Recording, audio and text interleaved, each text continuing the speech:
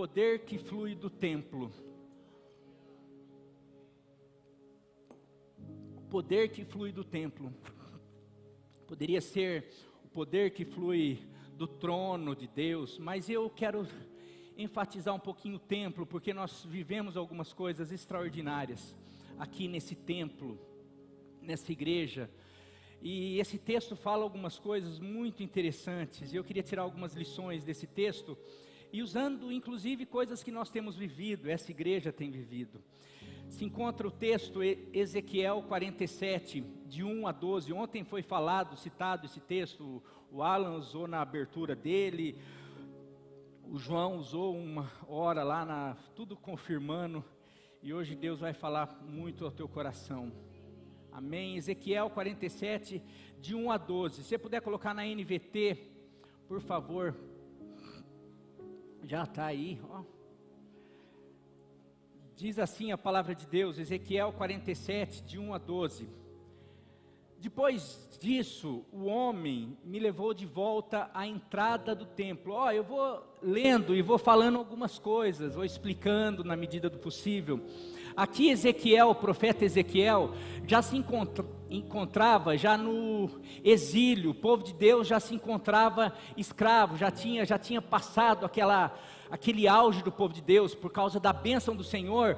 O povo com Josué já tinha conquistado ninguém conseguia resistir o povo de Deus, porém por causa do pecado, por causa do que o povo de Deus virou as costas para Deus, começou a servir outros deuses, se misturar com nações pagãs e tudo isso, Deus permitiu com que a Babilônia viesse e destruísse o templo, destruísse a Israel, aquele povo, e aquele povo é levado cativo, e aquele povo fica, puxa, mas e Deus, como que Deus permite isso com a gente? Eu sou crente, eu sou da igreja, eu frequento, mas às vezes quando nós não estamos vivendo a vontade de Deus, quando nós não estamos obedecendo tudo aquilo, quando nós não estamos alinhados com o querer dEle, às vezes Deus permite situações, Deus permite que a gente vá para o fundo do mar, dentro da barriga do peixe, como o Fernando falou, para de alguma maneira nos chamar a atenção, falar, ó, peraí, eu tenho plano, mas se você não consertar a tua vida, se você não estiver no lugar que eu quero que você esteja, se você não estiver vivendo a vida que eu tenho para você, talvez a coisa pode estar meio complicado.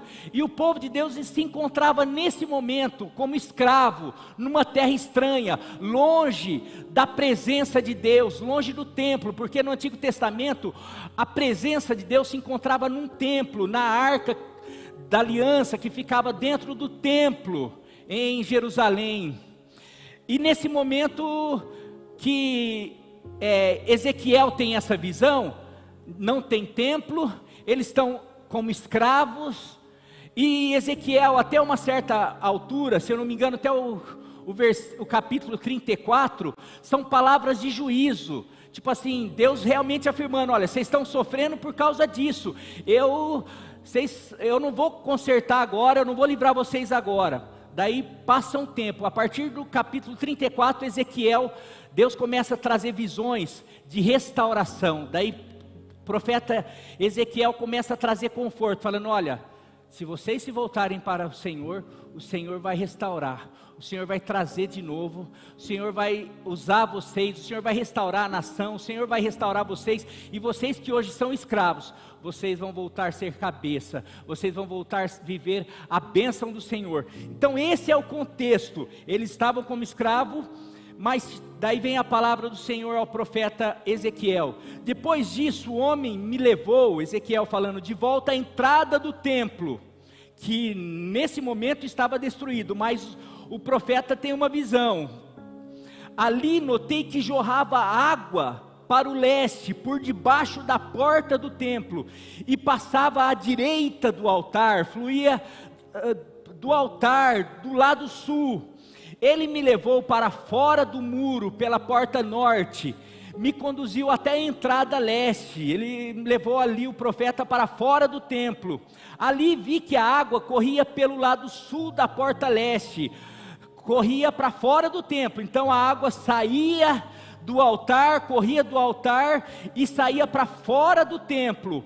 O homem me conduziu pela água, e quando caminhamos, ele ia medindo. Quando percorremos 500 metros, ele me levou para o outro lado do rio. Ali, a água chegava aos meus tornozelos. Ele mediu mais 500 metros e atravessamos o rio novamente. Desta vez, a água chegava aos meus joelhos. Depois de mais 500 metros, chegava à minha cintura. Então ele mediu mais 500 metros, e ali a água era um rio fundo, o suficiente para atravessar a nado, mais fundo demais para atravessar a pé. Ou seja, o homem foi levando, fazendo com que Ezequiel entrasse no rio. Era um rio, e você vê pela medida, 500 metros, mais 500 metros, mais 500 metros. Era um rio já bem grande e fundo, porque primeiro no tornozelo, depois no joelho, mas chegou um momento que esse rio, Ezequiel já não conseguia mais ficar em pé. Ele tinha que nadar, porque ele era conduzido pelo rio. Chegou um momento que, na verdade, ele não tinha mais controle, porque quando você caminha no lugar raso, você tem controle, eu vou para lá, vou para cá, mas chega um momento, a hora que não dá pé, você não tem mais controle, é com muito esforço, ou você deixa o rio te levar, ou você começa a nadar. Versículo 6 ainda, versículo 6, ele me perguntou: filho do homem, você está vendo? Está vendo o quê? Você está vendo esse rio? Você está vendo o que eu fiz com você? Você foi conduzido à profundidade, eu te trouxe até onde você não consegue mais ficar em pé, e ele me levou de volta à margem do rio. Ao voltar, fiquei surpreso de ver muitas árvores que cresciam dos dois lados do rio. Por que Ezequiel fica surpreso? A resposta está aqui, versículo 8. Então ele me disse: esse rio corre para o leste pelo deserto, até o vale do Mar Morto. Sua água tornará pura a água salgada do Mar Morto. Por onde a água deste rio passar, haverá muitos seres vivos. O Mar Morto ficará cheio de peixes, porque sua água se tornará pura. Surgirá vida por onde esta água fluir. Porque a hora que ele volta para a margem, ele fica surpreso de ver um monte de árvore, porque essa região, essa visão que Ezequiel trouxe, que Ezequiel vê, que o homem mostra para ele, é uma região desértica, é uma região árida, é uma região onde não tem vida, onde não tem árvore. Ezequiel conhecia bem aquela região, então ele entra no rio, daí a hora que ele sai do rio, ele volta e começa a ver um monte de árvore frutífera, ele começa a ver vida, ele começa a ver coisas que naquele lugar, aquele ambiente não era para aquilo. Mas daí o texto está falando, porque aquela água passava, onde tinha morte agora tinha vida. No Mar Morto, a água salgada, não tem um peixe, não tem vida, por causa da salinidade. O sal não permite vida nenhuma. Se você entra, eu nunca fui lá no Mar Morto, mas o pessoal fala, se você entra com uma micose lá, que são fungos, bactérias, bichos, você entra lá, você sai curado, porque mata. O Mar Morto é conhecido como mar matador.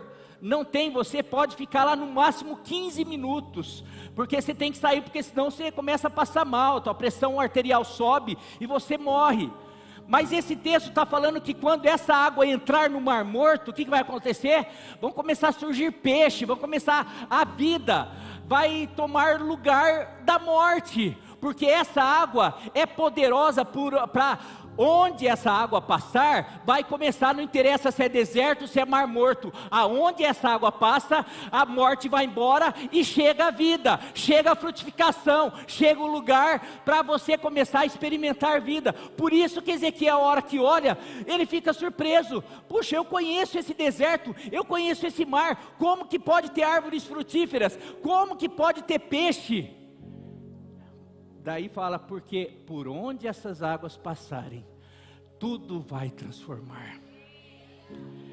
Versículo 10, pescadores ficarão às margens do Mar Morto.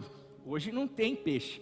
Desde En-Gedi até Englaim, as praias ficarão cobertas de redes, secando ao sol, de tão atrativo que o Mar Morto vai se tornar.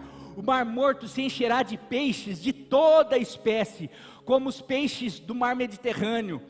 Mas os brejos e os pântanos não serão purificados, continuarão salgados, porque não interessa o tanto de vida que tem.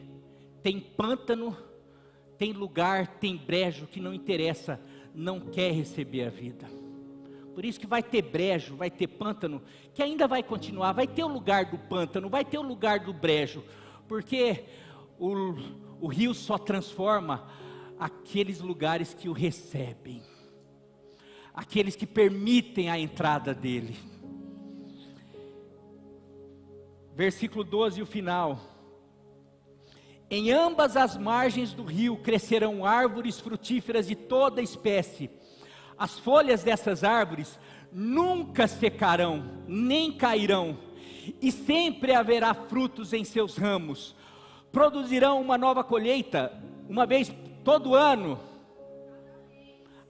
Todos os meses, a cada mês, vai ter uma nova colheita. Não vai ser mais uma vez por ano, a colheita vai ser mensal. E sempre haverá fruto em seus ramos. Produzirão uma nova colheita a cada mês, pois são... Por que vai produzir frutos? Por causa do lugar que se encontra, por causa da situação financeira. Por que essas árvores vão produzir frutos? Por quê? Porque são regadas. Vamos, todo mundo, vamos ler bem forte, pois são regadas. Vai lá, 1, 2, 3, pois...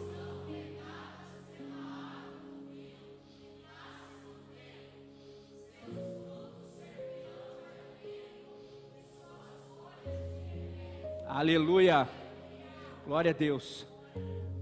Meu querido, esse é um texto tão incrível, tão maravilhoso, porque ele é uma profecia. Ele é uma profecia para os últimos dias. Ele é uma profecia, e o que eu sinto, o que eu senti muito claramente nesses dias, porque tem relação da água, de uma água que gera vida. Essa água que gera vida, meu querido, eu vou passar certinho os 4 pontos, mas eu senti o que aconteceu nessa semana.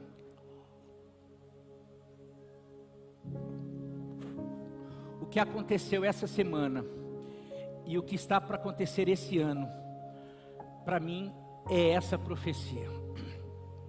Essa visão está para se cumprir. Eu sei que várias visões, várias profecias, elas se cumpriram já lá atrás, elas estão se cumprindo aqui e vão se cumprir lá no futuro.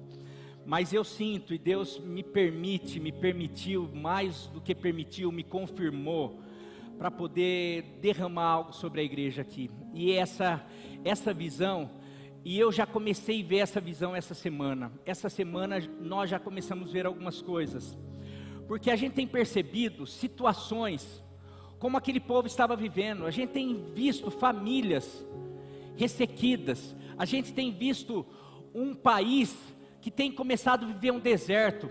A gente tem começado a ver famílias, filhos, juventude, crianças. A gente tem visto pessoas que têm começado a gritar socorro. Pastor, minha vida, pastor, minha família, pastor, Deus, eu preciso de ajuda por causa da enfermidade, do físico, da alma, do espírito. O mundo está clamando por socorro, assim como os israelitas, porque todo mundo, você ouve, o Brasil é um país de fé, que acredita em Deus. Por que se encontra nessa situação? Sabe por que se encontra nessa situação? Pelo mesmo motivo que Israel se encontrava naquela situação, porque embora fosse um povo que conhecia Deus, não estava vivendo o que Deus queria para eles. Sabe, não adianta você conhecer a Deus, falar que acredita em Deus, você precisa viver a vontade de Deus. Você precisa obedecer aquilo que Deus tem para você. Mas existe uma palavra, existe uma promessa, porque Deus nunca desiste dos seus. Deus ama os seus filhos, Ele não quer que ninguém se perca. Então Ele não desiste, sim, Ele corrige, sim, Ele permite situações para falar assim: tá ruim a situação, mas existe uma solução, e a solução eu já enviei para vocês, é meu Filho, que na cruz do Calvário, levou toda a sequidão, levou toda a enfermidade, levou todo o deserto, e ali eu abri um caminho no deserto, ali eu realmente fiz brotar água da rocha, ali eu fiz a tua situação e o teu futuro mudar. Na cruz do Calvário, Jesus realmente traz uma solução, e eu queria nesse texto trazer algumas lições, como que Deus muda a situação, como que Deus transforma então escravos, porque depois, logo em seguida, esses escravos foram libertos, eles voltaram para a nação, voltaram a construir o templo que a gente usa até hoje, o texto, que o templo, a glória da segunda casa será maior do que a primeira, porque aquilo que Deus reconstrói, aquilo que Deus refaz, sempre vai ser melhor. Então, eu não sei se você já teve uma vida boa, mas hoje está complicada, mas se Deus entrar, se você permitir experimentar a vida que Deus tem, o novo que Deus tem para você, vai ser infinitamente melhor, porque a glória da segunda casa, ou seja, aquilo que Deus promete através de palavras proféticas, através de visões, sempre é melhor. Como Deus muda uma situação de deserto em manancial, de morte em vida. Primeiro, se manifestando ao homem. Toda mudança, toda manifestação, toda transformação começa com a revelação dessa água viva, desse poder sobrenatural. Porque essa água, meu querido, você tem que conver comigo, essa água não é uma água natural, não é uma água normal. Ele usa a figura, porque Deus dá a figura da água para o profeta, porque naquela época você sabe que tudo, hoje a gente não dá o valor da água, porque o Mateus manda para a gente, para cada casa lá, todo mundo recebe a água encanada, bonitinha, e se tem algum problema você liga lá, tudo é resolvido. Mas naquela época, as pessoas tinham que procurar para construir cidade, construir casa, perto de rios, perto de lugar, porque a água é sinônimo de vida. Se você não tem água, você não tem alimento, você não tem condição de viver, de sobreviver. Realmente, não vou plantar, mas se não tiver irrigação, se não tiver água, tudo que você plantar não vai dar. Então a água era uma figura de vida, porém essa água vai para além disso, porque essa água consegue transformar outras águas, águas salgadas, água morta. Ela consegue entrar num deserto onde não tem condição de gerar, e de repente essa água começa a transformar desertos em lugares, em oásis, com plantas frutíferas, aonde essa planta não dá o que geralmente plantas dá, é uma vez por ano colheita, não. Essa água faz com que árvores comecem a produzir todo mês. Então, o que Deus está falando, que essa água que sai, que flui do trono, na verdade é a presença dEle, porque só existe algo sobrenatural que pode mudar, transformar, realizar milagre. Isso se chama Jesus Cristo, se chama poder de Deus, se chama Espírito Santo. Essa água que flui do templo é o Espírito Santo, é a vida de Deus, é o poder de Deus. Nós podemos ver aqui, quanto testemunho que você viu aqui, pessoas que não conseguiam dormir, mas porque encontraram Jesus, começaram a se relacionar, porque receberam dessa água, agora conseguem dormir. Pessoas que não tinham sossego, não tinham paz, pessoas que precisavam ter uma vida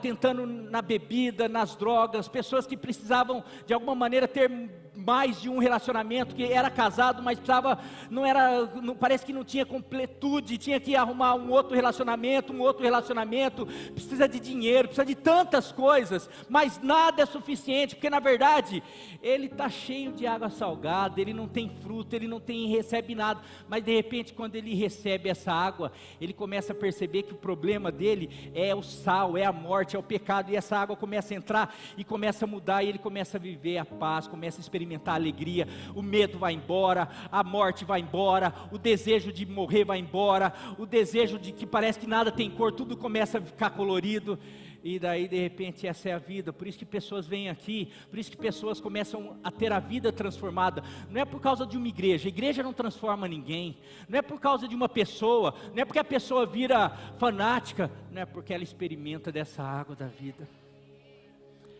Olha, versículo 8, versículo 9 desse texto mesmo: por onde a água desse rio passar, haverá muitos seres vivos, o mar morto ficará cheio de peixes, porque sua água se tornará pura, surgirá vida por onde esta água fluir. Meu querido, essa água tem fluído daqui desse lugar, essa água flui da palavra dele, essa água flui da cruz do Calvário, essa água flui dele, é o Espírito Santo dele. Essa água tem poder de transformar morte em vida, de transformar condenados em salvos, em pessoas felizes. E nós sabemos que só o Espírito Santo tem esse poder. O Espírito Santo teve o poder de ressuscitar o nosso Senhor e Salvador Jesus Cristo. Quando Jesus fala: onde está, ó morte, a tua vitória? Quando Paulo fala: onde está, ó morte, o seu aguilhão? Tragada ou trocada foi a morte pela vida. Essa água, meu querido, ela está aqui, nós recebemos, você recebeu dessa água a semana inteira. Eu não sei se você consegue perceber essa visão, e perceber essa unção. Segunda, como que Deus muda a história, fluindo essa água em nós, se apresentando, se revelando a nós. Agora, segunda coisa, essa presença, essa água, flui do templo, e eu queria chamar a tua atenção para isso, rapidamente. O versículo 1 diz assim: depois disso o homem me levou de volta à entrada do templo, ali notei que jorrava água para o leste, por debaixo da porta do templo, e passava à direita do altar do lado sul. O templo, naquela época, era a habitação do Senhor. Ali, no Antigo Testamento, eles tinham muito definido o templo. As pessoas iam, até hoje, você vê que as pessoas oram, aqueles que acreditam, os judeus ainda, eles oram voltado para o templo, para Jerusalém.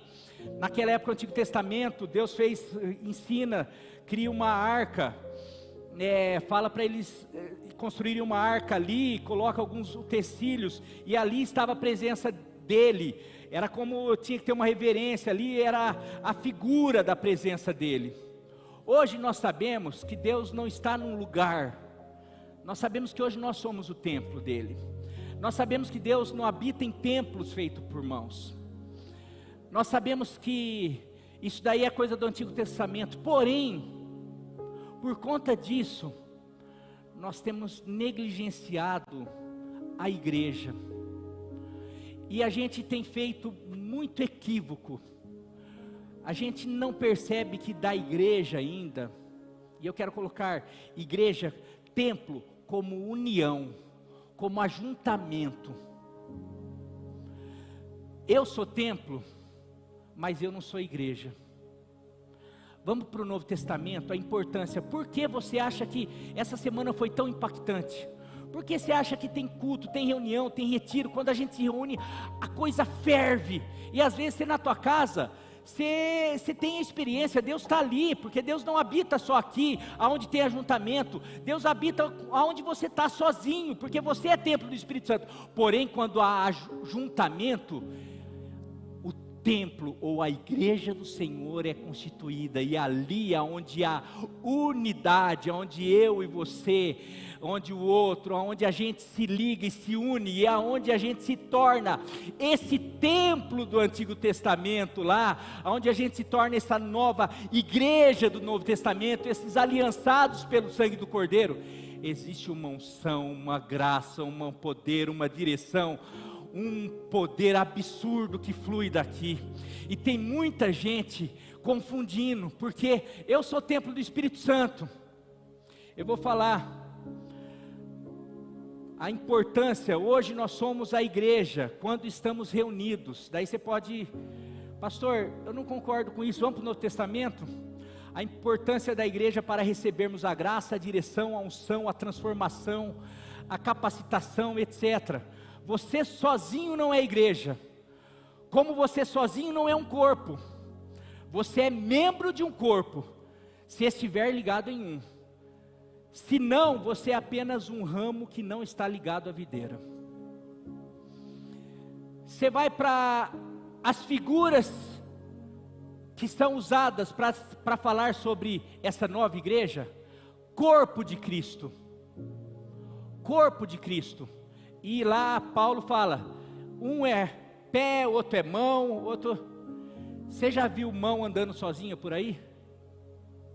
Uma mão sozinha, a gente pode falar, aquela mão é o corpo do Marinho. Se um dia você achar uma mão parecida com a minha, você pode falar, aquela mão é o corpo do Marinho. Você pode falar?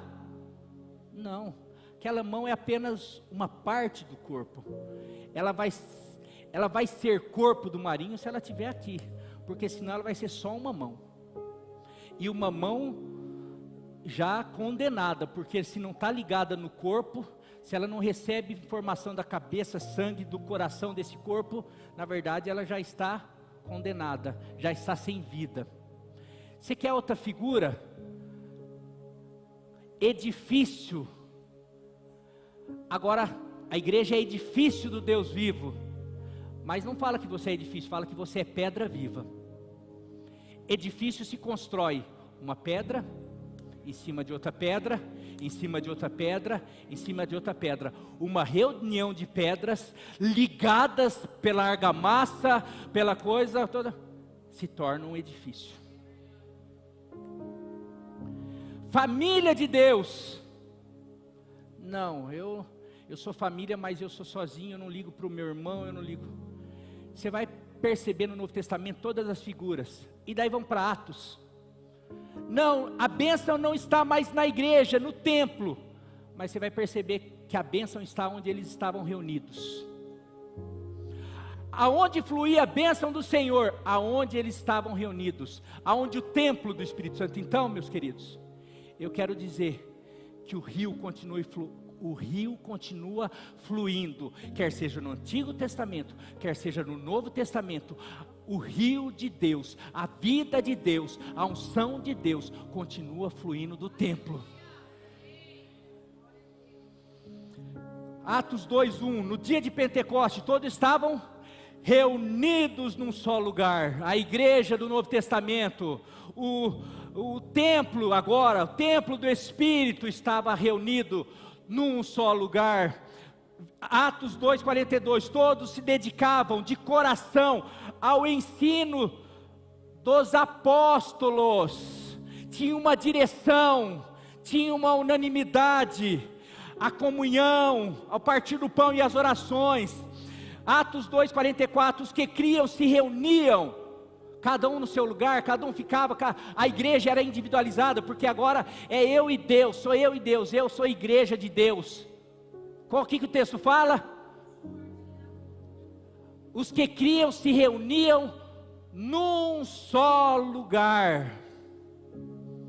Meu querido, e daí você começa a ver a vida de quem, é lógico que tem igreja, e tem falha, como família, eu canso de falar, minha família tem defeito, eu duvido que a tua não tenha defeito. A gente até brinca com quem é mais próximo, que a gente às vezes compartilha os problemas de família, daí a hora que você está compartilhando o teu, daí o outro já até ri, tipo assim, família é família, você sabe, você riu aí, porque você sabe que a tua é assim também. Família é família, aqui tem problema, não é uma igreja perfeita, porque tem você, tem eu que não somos perfeitos, mas daqui flui essa água, que começa a lavar a gente, que nos limpa de todo pecado, que nos purifica, que vai nos ajudando, vai realmente lavando, vai trazendo graça, vai trazendo direção, vai trazendo unção, vai trazendo poder, e isso vai gerando vida, isso vai tirando a morte, vai tirando a infertilidade, vai tirando e vai nos tornando árvores frutíferas, que produz. Você percebe pessoas que, são uma bênção, porque não sei o que, está sozinha, não está frequentando igreja. Meu querido, duvide dos frutos, porque a Bíblia fala, o próprio Jesus fala, se você não está ligado à videira, você não pode por si só dar fruto, porque sem mim vocês não podem dar fruto nenhum. E se você está conectado à videira dando fruto, você está conectado à igreja, porque a videira é o cabeça da igreja. Amém, meus queridos? Agora, como ele transforma? Então, essa presença, revelando essa presença, esse poder, essa unção que flui daqui. Mas não basta só a gente ficar assim. Ai, pastor, eu vim e fiquei aqui, semana inteira. É necessário a gente querer entrar. É necessário a gente tomar atitude. É preciso se aprofundar nessas águas. Essa água, fala Ezequiel, o homem, olha, eu estou vendo a água, que lindo, estou vendo mover na igreja, estou vendo, olha que movimento, que experiência, que ambiente gostoso. Isso não é para você ver, isso não é para você saber, é para você entrar.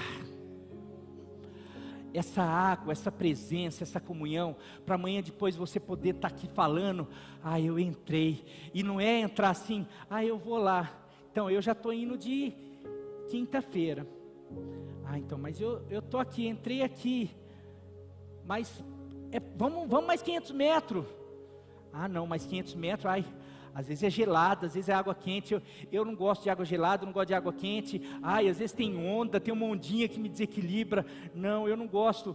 Sabe quem não gosta de fundo? É quem não sabe nadar, ou quem não confia para onde a água vai nos guiar. O fato da gente ir, porque é isso que o homem que estava conduzindo o profeta, era isso, por isso que quando ele chega num lugar que não dá pé, você vê a pergunta, você está vendo isso, Ezequiel? Olha a pergunta do texto, porque o objetivo da se aprofundar, e outra, repare, que quem tem que andar, porque às vezes a gente fica aqui na igreja, fica assim, ao momento da oração, tipo assim, agora que você quiser entrar em mim, você pode entrar água. Não é a água que vai entrar em você, é você que vai entrar na água. É você, a água já está, o rio já foi derramado, o rio já está jorrando, mas você precisa, através do desejo, falar assim, não, eu vou. Não, mas é um processo, você vê que não é assim, não é um passo, é uma caminhada de 500 metros, de 1 quilômetro, de 1,5 quilômetros, de 2 quilômetros, hoje você vai andar, hoje você está experimentando até aqui, até o tornozelo, essa semana foi maravilhosa, mas é a próxima semana, é para você ir andando, caminhando, e repare uma coisa, essa caminhada não é no templo, do templo flui a unção, a graça, flui a direção, o poder, mas o teu envolvimento com a água é fora da igreja,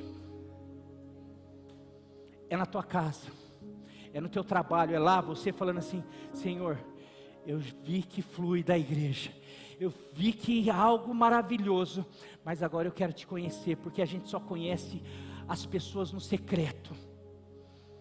Você quer conhecer essa água, quer começar? Comece na tua casa, caminhar, com 15 minutos de oração, comece a falar, Senhor, eu lá, o pastor fica falando, não quero que ninguém faça, eu quero conhecer o teu poder, falando, a minha vida pode ser transformada se eu entrar no Senhor, se eu me tornar e isso é uma caminhada, a hora que você perceber, você já está sentindo a água, a hora que você perceber, você está, mas ainda, mas se você quiser, você pode sair, se você quiser, você pode entrar, então é a gente que controla essa caminhada, a água está ali, o Espírito é dado a quem quiser, aquele que quiser peça, aquele que quiser venha a mim e beba, aquele que quiser, a gente precisa querer, clama a mim e responder-te-ei. A gente está vivendo uma época de passividade, a gente já era a época que as pessoas eram mais ativas, não, deixa comigo, eu vou fazer não sei o que, hoje a gente está assim, fica assim, vai no trabalho, a pessoa começa a aprender uma profissão, a pessoa fica assim, se a pessoa que está ensinando não fizer tudo, é difícil, e na vida espiritual é a mesma coisa, a gente fica esperando, peraí, ora por mim, ora por mim, me ensina, me faz, quão poucos são aqueles que falam assim: não, Deus, eu preciso do Senhor, eu quero, então se revele a mim, eu vou buscar, eu vou clamar de todo o coração. Clama a mim, que eu vou responder você. Buscar-me-eis e me achareis. Quando o quê? Quando você ficar esperando na tua casa, quando você quiser que o pastor coloque a mão e você receba do nada. Não, buscar-me-eis e me achareis quando me buscar de todo o vosso coração. Quando você falar assim: não, eu vou entrar nessa água, vou caminhar hoje, vou caminhar semana que vem, vou caminhar no próximo mês, eu não paro mais até essa água me cobrir e começar a me conduzir, e daí eu não consigo mais. Daí Ele vai me levar, daí essa água já tomou conta de mim. Alguns aqui que já têm passado por essa experiência. A gente pode passar pelo fogo, pela água, a gente pode passar por dificuldades, mas a gente não consegue voltar mais, porque a água está nos levando. A água é o consolo para os momentos de dificuldades, a água é a força para aqueles momentos que a gente precisa. Tem hora que eu falo assim: eu não sei como eu estou conseguindo passar por isso. Daí eu lembro, é porque não é você que está passando, é a água que está te conduzindo.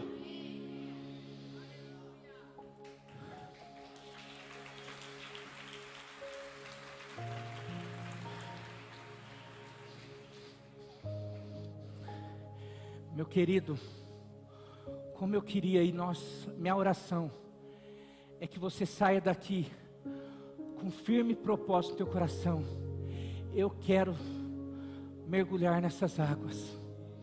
Eu quero pegar, como que eu mergulho nessas águas? Pegando cada palavra que a gente ouviu essa semana, e eu vou colocar em prática. Eu vou tentar dar aquele passo sobre humildade, vou dar aquele passo sobre renúncia, sobre deixar o ló. Eu vou dar o passo sobre honra, eu vou dar o passo sobre confiança, eu vou dar o passo sobre tudo que eu tenho ouvido, e vou dar o passo sobre comprometimento. Eu vou começar então a orar, eu vou querer saber mais. A gente vai para estratégias aqui essa semana. Nós não vamos começar a voltar às células próxima semana. Nós só vamos voltar às células depois do retiro, porque nessas 2 semanas nós vamos reorganizar algumas coisas, porque as células realmente precisam ser um lugar onde jorre a água, e tem jorrado. Mas a gente vai para o próximo ponto, porque tanto a igreja como a célula, como eu, como a minha vida, como a minha casa, como nós precisamos sim ter esse encontro com essa água, receber essa água que jorra da igreja, que jorra do templo, que purifica a nossa vida, que nos envolve, que nos leva a experimentar. Mas o propósito é não é para o profeta ficar nadando, não é para a gente ficar: é tão gostoso nadar numa água que te leva, é tão gostoso, as águas tranquilas. Mas não é para isso que essa água veio.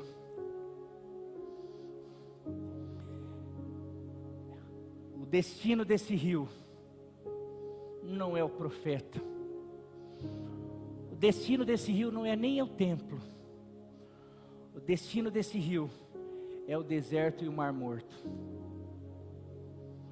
O destino desse rio, a gente vem aqui para receber, para ter a vida transformada, crer que essa água pode realmente mudar a nossa história.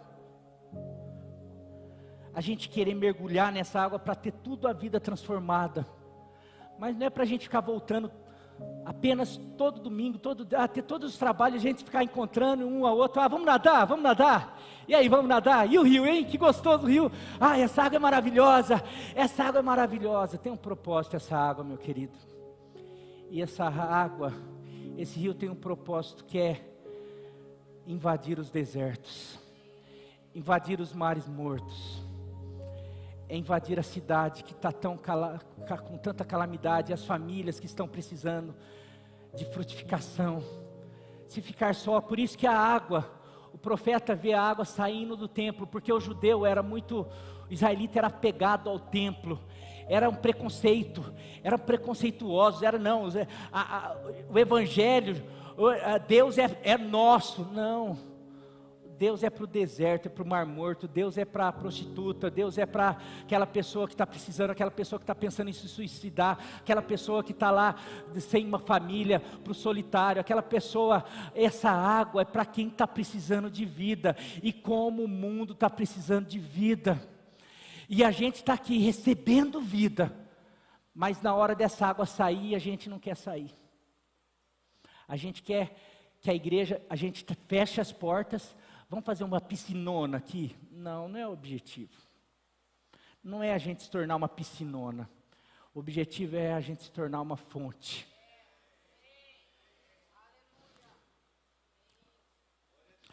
O destino desse rio é o deserto e o Mar Morto. Ao voltar, versículo 7, fiquei surpreso de ver muitas árvores que cresciam dos dois lados do rio. Então ele me disse: este rio corre para o leste, pelo deserto, até o vale do Mar Morto. Sua água tornará pura a água salgada do Mar Morto. Por onde a água desse rio passar, haverá muitos seres vivos. O Mar Morto ficará cheio de peixes, porque sua água se tornará pura. Surgirá vida por onde esta água fluir. Meu querido, no encontro que Jesus teve com a mulher samaritana, João 4, 13, 14, Jesus falou para ela, Jesus respondeu: quem beber desta água terá sede, falando sobre a água natural, terá sede outra vez, mas quem beber da água que eu lhe der, quem ter acesso a esse rio de água viva, jamais ou nunca mais terá sede. Ao contrário, a água que eu lhe der, a água que ele vai ter contato, se tornará nele uma fonte de água a jorrar para a vida eterna. Meu querido, quando nós temos acesso a essa água, quando essa água entra na nossa vida, o propósito é que eu e você nos tornemos uma fonte. É que, como que essa água, a visão dessa água aí tomando conta do deserto e gerando fruto, gerando árvores frutíferas, na verdade, é a visão que o Senhor vê da sua igreja. Confirmou quando Ele falou: ide por todo o mundo, pregai o Evangelho, curai os enfermos, pregai o Evangelho. Isso vai transformando a vida, isso vai mudando as histórias, isso vai sarando as feridas, isso vai transformando as cidades, as nações. Meu querido, quando o Evangelho chegou na Europa, quando o Evangelho chegava em cidades, até hoje, quando o Evangelho chega numa aldeia indígena, quando chega em lugares que as pessoas sacrificam bebê, a hora que você percebe, já não está sacrificando mais bebê, pelo contrário, eles estão a favor da vida. Aonde o Evangelho chega, a vida abundante chega, porque a água da vida chega, porque quem bebeu dessa água começa a querer transmitir dessa água. Nós, como igreja, não adianta a gente ter 1, 2, 3, 15 semanas realmente do profetizando e profetizar e falar: vamos, que janeiro seja abençoado, que fevereiro, que março, que abril, que esse ano 2024 seja abençoado. Vai ser abençoado se o rio que flui dessa igreja começar a ser espalhado nas casas de Pirajuí, se for espalhado na tua vizinhança, se for espalhado por onde você trabalha, se for espalhado na tua escola, se Pirajuí começar a ter acesso a essa fonte chamada água da vida, chamada Jesus Cristo.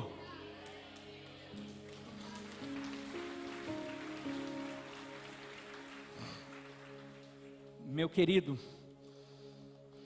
essa palavra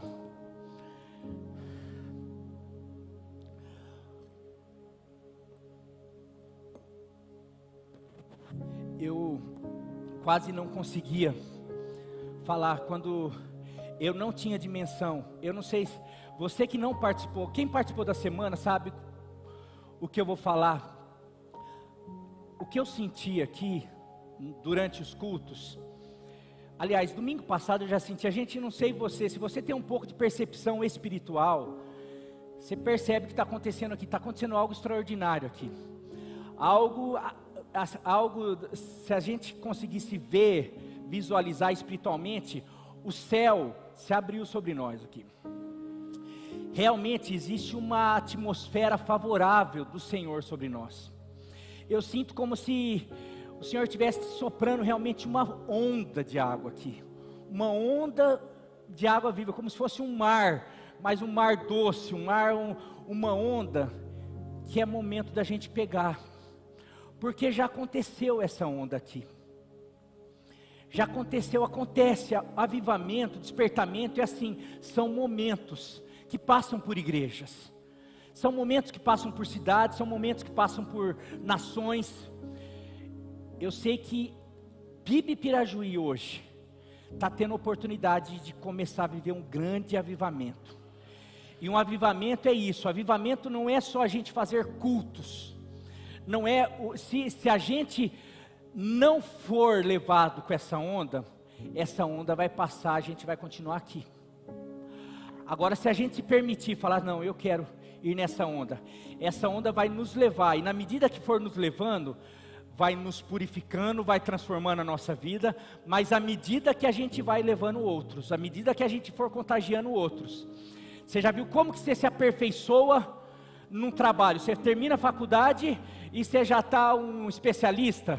Não, você sai ali com a teoria, você faz uns estágios, mas é no dia a dia, no trabalho que você vai se aperfeiçoando. Eu quero dizer que o Senhor está nos chamando para começar realmente, não só nos despertar, mas despertar outro. Você pode ser novo, o Senhor está te chamando para falar assim, eu quero transformar a tua vida, mas vai ser na medida que você estiver transformando, já tocando o outro. E a gente precisa sair daqui, como um rio. Hoje nós vamos sair, vamos ter uma dinâmica aqui, uma dinâmica, um ato profético maravilhoso. Vamos encerrar com esse ato profético. Muito de Deus espiritual, mas eu queria que não fosse apenas, fosse um movimento para você, vou fazer mecanicamente porque o pastor está falando. Eu queria que você entendesse o que nós vamos fazer e o que significa no âmbito espiritual, mas eu queria que você também entendesse no que significa para você isso daí. Nós como igreja, estamos tendo a oportunidade de pegar esse rio de Deus, tá? Eu não sei se esse rio, essa onda, vai durar um mês, eu não sei se vai durar, eu não sei quanto tempo, porque é da soberania de Deus. Eu tenho orado, de verdade, eu esperava essa onda lá para abril, maio, de repente começou agora, eu não sei, eu estava orando de verdade para ter algo, eu não esperava a resposta de Deus tão rápido. Não sei se era Deus que acho que fala assim, esperava que você, Marinho, fosse mais rápido. Talvez pode ser isso aí. Eu que estava esperando alguma atitude tua e eu que estava demorando. Mas eu sei que eu me posicionei e Deus está respondendo de uma maneira sobrenatural. E eu queria que a gente não perdesse. Eu vou ter reunião com a gente já teve algumas reuniões com os líderes, mas a gente vai continuar tendo, para que a gente volte a se mover na unção, na graça e no mover do Espírito, no mover dessa onda aqui. E eu queria que ninguém ficasse de fora. Eu queria, não interessa se você tem 10 dias de igreja, se é o primeiro dia hoje, se você está aqui há 10 anos, se você está aqui há 50 anos, não interessa, eu queria te convidar a gente sair daqui, e que ao sair daqui, a gente pudesse fluir como esse rio, porque o que esse rio faz? O que esse rio faz? Vê o último texto aí, versículo 12. Em ambas as margens do rio crescerão árvores, o quê? Versículo 12 desse texto aí que eu pus, 47. Em ambas as margens do rio crescerão árvores frutíferas de toda espécie. Isso daqui eu quero profetizar. Vai ser um ano frutífero, de frutificação, em todas as áreas da nossa vida. Saúde, familiar, emocional, profissional. Vai ser, só que aquilo que eu falei, em primeiro lugar, é o reino de Deus. Senão a gente já começa quebrando o princípio. Como que eu vou? Não, pastor, não está frutificando em tal área, não está frutificando em tal área. Mas você colocou, buscai o reino de Deus em primeiro lugar, e todas as outras coisas, as demais coisas, vos serão acrescentadas. O Senhor faz.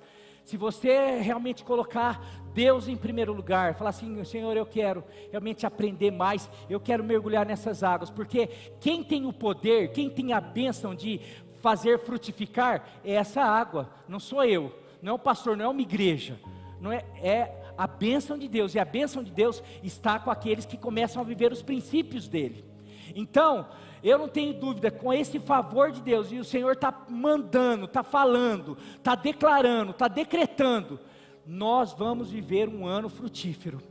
Deus vai abençoar a nossa casa, Deus vai abençoar o nosso lar, nossa família, haverá conversões, haverá transformações, haverá coisas extraordinárias, haverá tempo, esse ano é tempo de frutificação.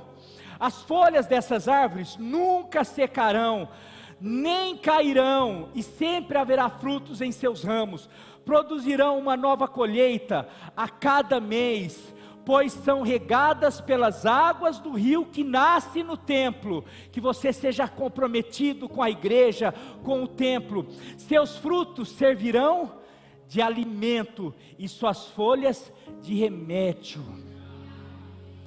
Meu querido, nós vamos receber tudo isso, mas nós vamos ser tudo isso para as pessoas aí fora.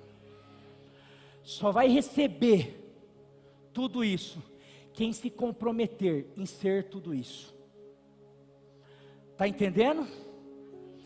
Quem se comprometer, não, eu vou também ser, eu vou, porque senão, quem que recebe e para ali, é fonte?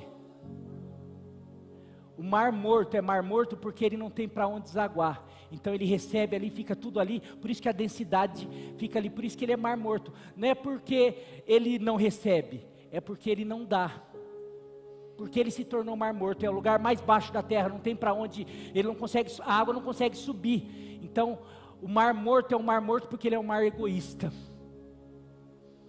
Nós, tem muita gente na igreja, eu quero a bênção, eu quero frutificar. Para que você quer frutificar? Eu quero frutificar para ser uma bênção para Pirajuí, para ser uma bênção para que a nossa cidade seja transformada. Eu quero ser uma bênção para o vizinho meu da direita, da esquerda, eu quero ser uma bênção para o meu bairro. Tem uma profecia, eu recebi uma profecia que eu vou começar a fazer, foi algo de Deus, para você ver como que Deus falou: pastor, Deus está derramando algo sobre a tua vida, está derramando uma unção de conquista, está vindo tanta coisa que vocês não têm noção. Pastor, é para o senhor começar a colocar um tênis, está certo que eu já estou, está tudo alinhando, e para o senhor começar a andar por Pirajuí. Deus tem uma promessa para o senhor, aonde o senhor andar, Deus vai começar a dar Pirajuí para o senhor. Recebi essa profecia, e eu falei para a Nilva, eu vou começar a andar e filmar, fazer um videozinho para até o final do ano, não vou começar a soltar agora, começar a filmar, estou aqui na Guilhermina, estou aqui no Angavilho, estou aqui, e daí, pastor, é por causa do pastor? Não tem nada a ver com o pastor, tem a ver com a água viva, e são estratégias, quem sabe amanhã você não começa a fazer isso, porque não é o rio, comece a andar no teu bairro, comece a andar na tua vizinhança, no teu redor lá, fala assim: Senhor, é o rio passando, não sou eu, mas é o rio. Começa a andar em volta da tua casa, começa a andar em volta da casa da tua mãe, dos teus filhos, falando assim: Senhor, aqui é o rio passando, é a vida do Senhor, e Deus vai fazer. E para que você faça isso na autoridade do poder do Espírito Santo, da unção, nós vamos fazer algo profético agora. Eu vou chamar os líderes que eu predeterminei e passei antes, e o Ministério do Louvor pode vir aqui à frente.